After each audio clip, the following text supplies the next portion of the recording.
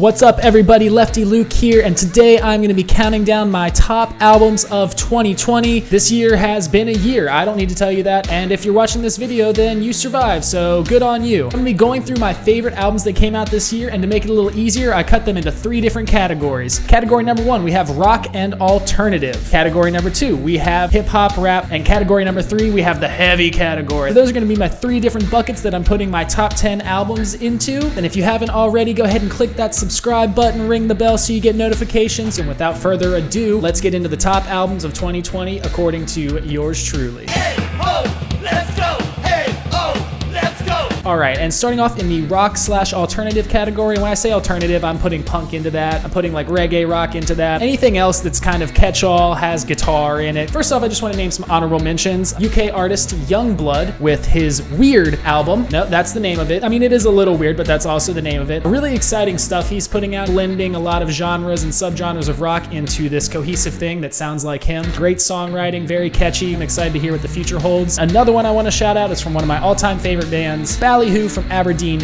Maryland. They put out a shorter album called Message to the World. All right, and without further ado, coming in at number 10, we have an album that also could have probably fit in each of these 3 categories. I could have put it in the heavy, I could have put it in the hip hop, and I could have put it in the rock, but because it was such an amalgamation of all these different things, I thought it best to put it in the alternative category, alternative. Number 10, we have Ghostemane with Anti-Icon, and this one is just mind-blowing. I don't know how else to put it. It's very dark, industrial sounding, a lot of electronics, but it also has guitar in it, it has rapping, it has screaming, it has singing. He has a song with like just him and an acoustic and a little bit of some sonic textures in the background. Check it out, it's not for the faint of heart. Coming in at number 9 is Goldfinger with Never Look Back. I did not think this album was going to make my list because I just thought it was gonna be an okay Goldfinger album. This one is not the case. There's a lot of really standout songs and a lot that are really punky. Fuck you! And fuck that!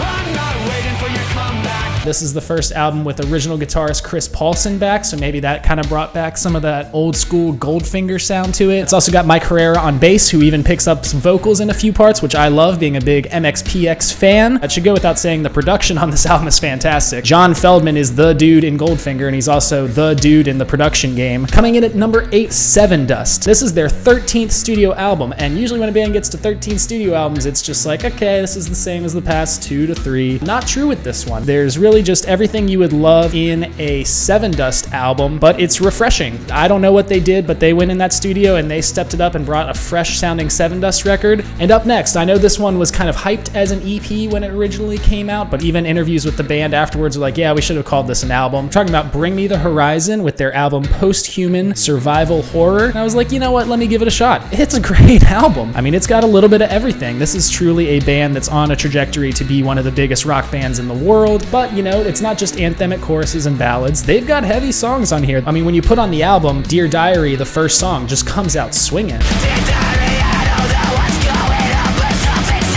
And that's what hooked me in. I was like, oh, this band is still heavy. They've also got some more atmospheric stuff, some like real hyper pop kind of stuff with Baby Metal. They really blew me away. I thought it was great. Up next, we have the album Eggy Pocket. Yes, that's the title, I swear. From a band called Bill Murray. This is a very dense album. There's a lot of layers in it, but it's also extremely catchy. I really haven't found a band that can have so many different layers and textures and elements, but also be so insanely catchy. You know what? It's hard to describe. Let me just play a little bit for you. Believe me, but you cut me off to say it's not enough again. Bill Murray, certainly a band that's going to be on more people's radars as time goes on. And coming in at number 5, we have the first release from this band since 2001. And I'm talking about the reggae rock godfathers.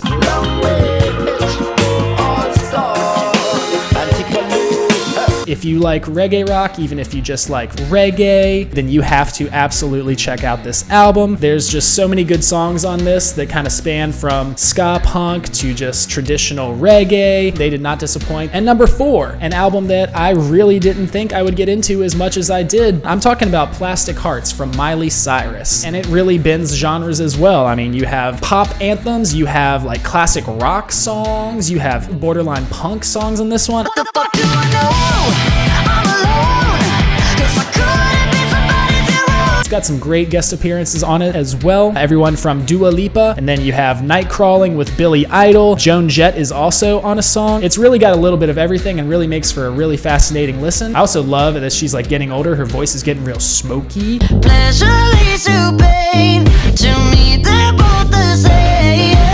I don't think she's smoking. I would doubt it, but if she is, keep it up, Miley, because your voice sounds fantastic, all gravelly. Coming in at number 3 in the rock and alternative category, we have a band that is new to me this year. This band is called the OBGMs, and the album is called The Ends.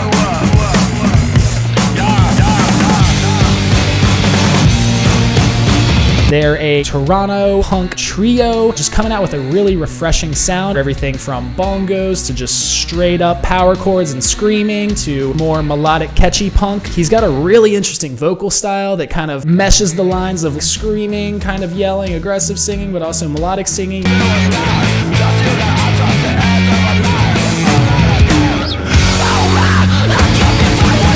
I highly recommend it if you haven't already. And number 2 on my list of top 10 rock/alternative albums of the year. This one is kind of a controversial one, but it's also the only one on this list to go to number 1 on the Billboard chart. I'm talking about Machine Gun Kelly with his pop punk debut album, Tickets to My Downfall. He decided to come out with a pop punk one, got Travis Barker, of course, to produce it.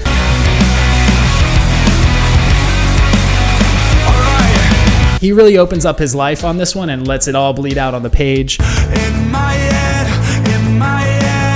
I'm calling you girlfriend, what the fuck? Really can't say enough about it. It's bringing guitar music back to the Billboard charts at number 1 with a newer artist. So for that reason, and because I love the songs, I'm gonna put this one at number 2. All right, and my number 1 rock and alternative album of the year. If you know me, this should be no surprise to you at all. I'm talking about the album Ohms from Deftones. I am a huge Deftones fan. I don't know how they keep making records that sound so fresh and new and don't disappoint, and like all the songs are so good. Like what is the magic formula they have found here? I don't know what it is, but it's a great album. It's really a return to a band in the room kind of feel. Their last album, Gore, which was great, had a lot of great songs. It felt more disjointed. It felt like, okay, maybe these 2 guys wrote this song, maybe these ones wrote this one, and then you kind of put them all together and here's the album. This one, it feels like they got together, they got in a room and they just jammed, and what came out of it was Ohms, and it sounds fantastic. Stephen Carpenter breaking out the 9-string guitar on this one. It gets heavy and it bumps the speakers. I especially love a lot of the really thick chords that he uses on songs like You're in Asia.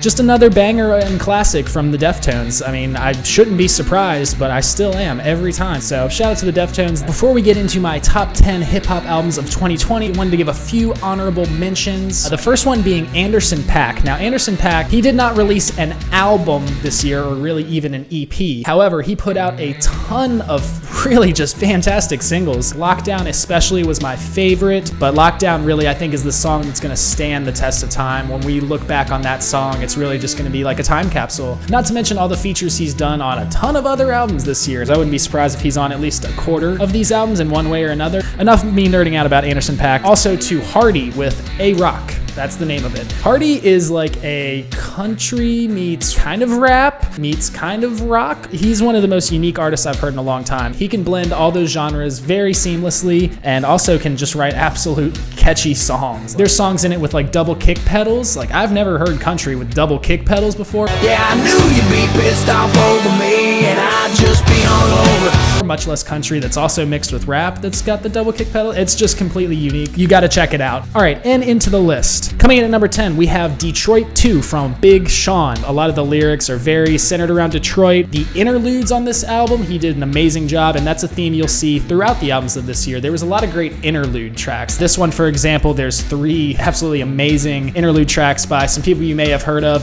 Dave Chappelle, Erykah Badu, and Stevie Wonder. Each of them giving their own unique perspective on Detroit, and it really pulls the whole album together. But overall, it's just a really entertaining album to listen to. Lots of great songs. Up next at number 9, we have the debut studio album from Meg Thee Stallion. It's hard to believe that she is such a household name and just a huge pop cultural phenomena, and she just released her debut album. Like, that is crazy to me. But shout out to her for doing it right. I mean, why release a whole album if you can get insanely famous with just releasing singles? All that aside, this is a fantastic album. Lots of good variety in it, lots of good witty lyrics. lyrics. I would say that's one of my favorite part about Megan Thee Stallion. Sometimes you listen to them and you're like, did she just say that on the record? Lots of great songs start to finish, and even one of my favorite ones is buried down at track 16. It's called Girls in the Hood. It is a take on, of course, Boys in the Hood. It really kind of takes some of that production, modernizes it, and then she throws her own lyrics on it. I don't text quick, cause I ain't thirsty. And up next at number 8, we have Alfredo from Freddie Gibbs and the producer The Alchemist. Lots of thought-provoking lyrics on it. There's some good features, but overall, it kind of reminds me of putting on an old Tribe Called Quest album. You just kind of put it on and let it take you on this journey, and it just makes for a really entertaining listen. Great job by them. It's also nominated for a Grammy. Not that that matters or anything. You just asked The Weeknd. Sorry, too soon. And up next, we have an absolute legend on the mic. This album is King's Disease from Nas. This is his 13th studio album. Great lyrics as always, great flow. I mean, he just released an EP last year, and he's already coming back with another album with just absolute bangers. Ultra Black is one of my personal favorites. When I was going through and writing down my top hip-hop albums of the year, this was one of the first ones I wrote down. I mean, you can't go wrong, right? It's Nas, come on. Up next, we have an album from, I think, one of the hardest working people in the genre. At least it seems like that from the output of music, from the features to his albums. I mean, if you look at his catalog, he's pretty much put out at least an album every year. And this year, he put out 2. I'm talking, of course, about DaBaby with his album Blame It on Baby. His other album he put out this year, My Brother's Keeper, which is in tribute to his brother, is fantastic as well. Some real breakout songs that have a lot of guitar work on this one. This is one of the reasons I had to put this album higher. There's a lot of bangers in it. Production's top notch. Anytime they throw a guitar into hip hop, you got me sold. He throws little like humorous parts in there, but can also keep it really serious. For that reason, I had to put that one at number 6. And up next at number 5, we have Savage Mode 2 from 21 Savage and Metro Boomin. Running,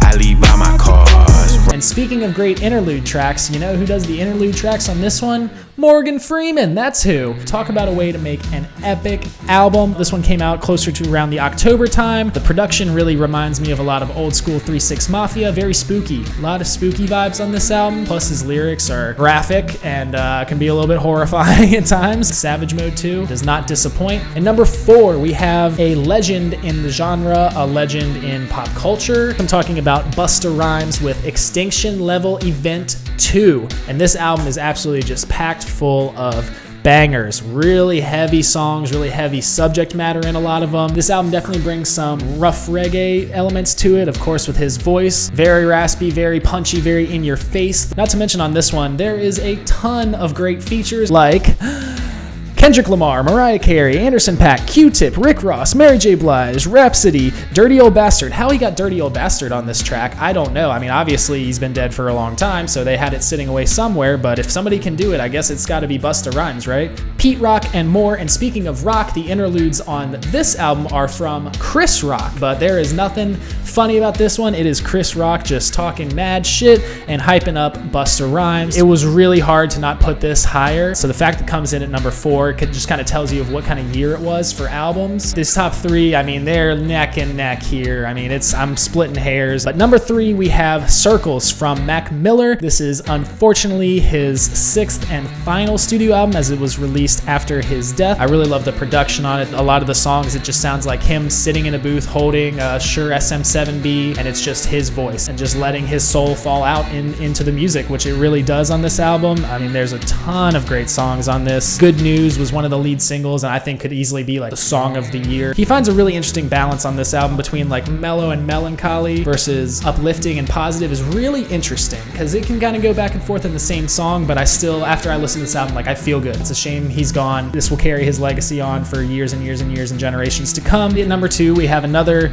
posthumous album. You hate to see it, and a lot of it they had to kind of put together after the fact. I'm talking about Legends Never Die from Juice WRLD. Unfortunately, this was only his 3rd studio album. A lot of it touches on a lot of the struggles that he went through, and you can really tell he was really going through some pain at the time. I remember when this album first came out, that Friday morning, I went to put it on, and Spotify crashed. Like, this album literally crashed Spotify the morning it came out because everyone was so excited for it. At least we have this album to remember him by, and it is a great one. So Legends Never Die by Juice WRLD. Check it out. And next, coming in at number 1 on the top 10 hip-hop albums of 2020, according to yours truly, we have Run the Jewels with RTJ4. They do a great mix of hip-hop styles in this album and some just borderline rock songs. Out of Sight, it's a heavy song. That's heavier than a lot of the rock songs that came out this year. Ever ready, baby boy, bit it, moving extra heavy, whipping Chevy, gotta get it, eat spaghetti with the mom. That's not the only one. There's lots of other great ones on here. Zach De La Roca does a feature on the song Just that is fantastic. I mean, when he comes in and says 2020, run the map, raw one cut in my hourglass. chills. You just get so stoked and so pumped. Other great features on this. Pharrell is also on that song. Josh Homme, the guitar player from Queens of the Stone Age, and Caius is on one of these songs. Gangsta Boo's on one of these songs. Yeah, ho, run the jewels, gangsta boo, we back at it again, and it's cold as fuck. Lots of great production on it, of course. The lyrics are also fantastic, very timely. This album was released back in June. It was actually one of the few albums this year that was released early. A lot of artists were like, no, push the album back. We'll see if we can tour, or push it back because we have to. Like, logistically, we can't get a physical product out. But Run the Jewels were the opposite. They said, our album's supposed to release in 2 weeks, but people need to hear it right now. It was in the height of the protests around the murder of George Floyd, and they said, you know what? People need this album now, so I commend them for their artistic integrity and their dedication to their fan base and just the greater good in which they're always striving for in their albums. So for that reason, and also because it's just banger after banger after banger, RTJ4, #1 hip-hop album of 2020. But up next, my top 10 metal and hardcore records of 2020. These are the riff-heavy, mosh-inducing, blast-beating, just heavy stuff. And just as in the other ones, I want to give a few honorable mentions to start it out. First one is the band End with Splinters from an Ever-Changing Face. This album is just an all-out assault. It just sounds so raw and in your face. It's like you're at a hardcore house show and you got amps right here. Another one kind of on the other end of the spectrum, we have Intronaut with Fluid Existential Inversions. The way this band can write some catchy melodies, but also do all kinds of weird polyrhythms and texture, it makes about as much sense in my mind as the title Fluid Existential Inversions does. But nonetheless, their first album in a bit, lots of interesting movements, lots of really nice dynamics. The guitar tone is nice. If you're a fan of Tool and Adam Jones's guitar tone, you will like this one a lot as well. All right, and coming in at number 10, we have the Mayors of Moshville, the Presidents of the Pit. We're talking about Hatebreed with Weight of the False Self. Lift the weight of the false self pushing you.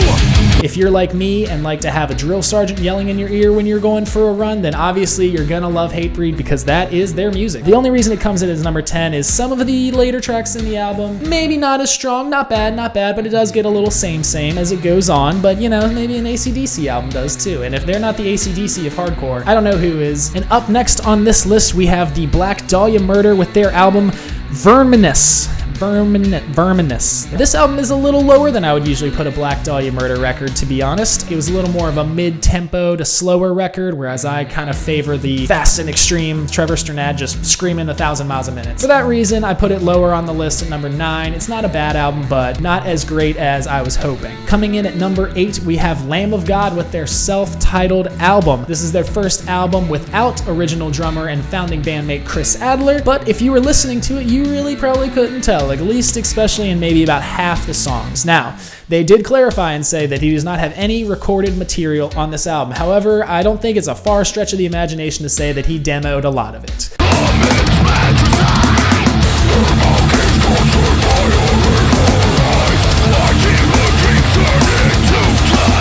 New Colossal Hate, Reality Bath, Gears, Checkmate, Memento Mori, all great songs, great Lamb of God riffs. If you like Lamb of God, you will like this album. And up next, we have the 16th studio album from British grindcore and extreme metal legends. Of course, I'm talking about Napalm Death with their album Thrones of Joy in the Jaws of Defeatism. Don't ask me to explain that because it barely makes sense to me. Nonetheless, it is a great all-out assault that also mixes some industrial tinges here and there. And up next, we have one of the newer bands on this list. This is a band that I just discovered this year. This is a band called Drain, and the album is called California Cursed.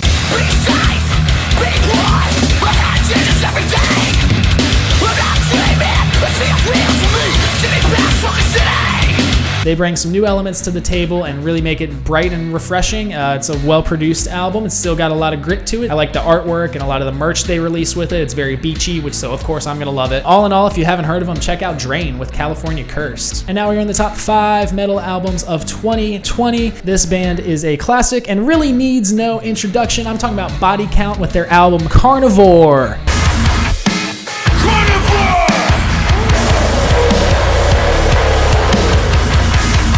Of course, fronted by Ice Mother Effin' T, brings it on this album like no other. Very, very aggressive, very raw, horrifying lyrics. Tons of great features on this album. One of my favorite being Riley Gale from Power Trip. Rest in peace, Riley. The song When I'm Gone that features Amy Lee is touching, which I never thought I would get in a Body Count album. He really goes over the idea of not waiting until someone's gone to remember them, and it's really touching lyrics, but the rest are just absolute bruisers that'll just come straight for your throat. What more can you say about Body Count? Next up is an album that I never would have guessed I would have put in any top list of any kind for me, but I started to hear some good press about their new album, and I decided to check it out. I was really shocked at just how much I enjoyed it, and not just like one single or two, but the whole album. And I'm talking about Amir with their album Hindsight. This album, lots of new metal elements that I feel like really brought me in. There wasn't as much just kind of like brutal deathcore elements that they've had in the past. I feel like they did a really good job of this one and mixing in some samples and giving it like a new metal feel to it.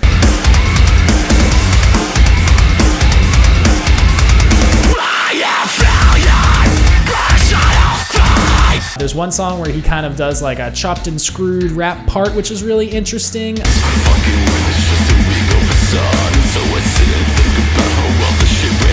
So mixing up all those different elements, incorporating some new stuff, some cool samples, plus some of the songs that are just beat down heavy. I had to put this one at number 4. I never would have thought I would do that, but it really is great and I really do enjoy it. Coming in at number 3, we have the album Internal Incarceration from the band Year of the Knife. Much like the band End was that I mentioned earlier, Year of the Knife, it is just bang, bang, bang, raw production. Every instrument is gritty. Some of the riffs are just insanely catchy.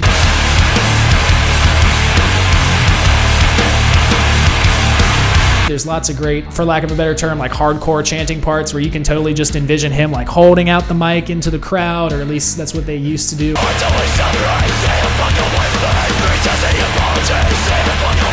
Short, sweet, to the point, and just an all-around bruiser. And at number 2, we have the 9th studio album from the streaming kings themselves from Florida. I'm talking about Trivium with What the Dead Men Say. What the dead men say, it's just between us, what the dead men say. This band has been on an upward trajectory pretty much since they started, and they really just came into their most mature album yet. The songwriting on this one is fantastic. They really explore their diverse musical palette in this one, from just straight up blast beats to anthemic singing choruses. They were gearing up to go on tour with Lamb of God and Megadeth and In Flames on this huge amphitheater tour across the US, so you could tell a lot of these songs, they were gearing up. They were ready to play those stadium anthems because that's where their career is going. I'm scattering the ashes. Can't say enough about this. There's great guitar work. If you're a guitar player, you gotta check this album out. Lots of back and forth solos a la Megadeth. Fantastic album. Easily could have put this as number 1 as well, but there was one album that reigned supreme, and that album was Underneath from Code Orange.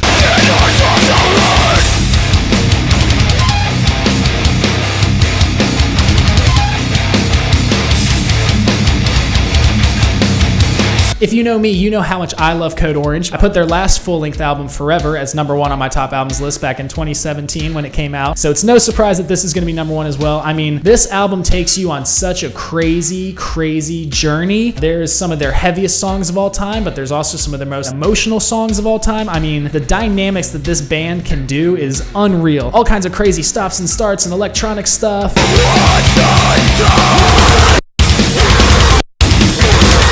The lyrics and the production, it's just so heavy, and they've been killing it in the live stream game too. If you haven't already, make sure you check out some of their live streams.